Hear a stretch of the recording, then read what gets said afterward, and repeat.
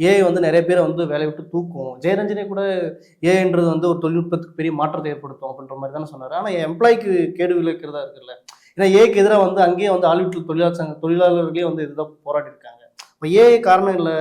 இது முதலாளிகளே வந்து திட்டமிட்டு செய்யறது அப்படின்றாங்க. அப்ப ஏஐ நிறைய பேர் காரணம்னு சொல்றாங்களே. அதை எப்படி பார்க்குறீங்க? அதாவது ஏஐ வந்து நியர் ஃபியூச்சர்ல ஒரு பெரும் மாற்றத்தை கொண்டு வர போகுது லேபர் ஃபோர்ஸ்ல. ம்.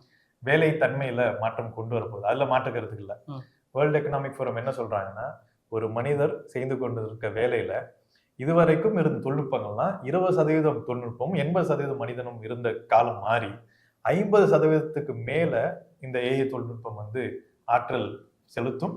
40%, 49% தான் மனித உழைப்பு இருக்கும் அப்படின்ட்டு வந்து சொல்றாங்க.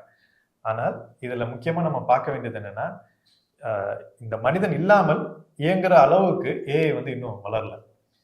அந்த மாதிரி மனிதனைப் போலவே தன்னிச்சையாக இயங்குற அளவுக்கான திறன் உடைய ஒரு ஏஐ உருவாக்கணும்னா அது ஆர்டிஃபிஷியல் ஜெனரல் இன்டெலிஜென்ஸ் சொல்றாங்க.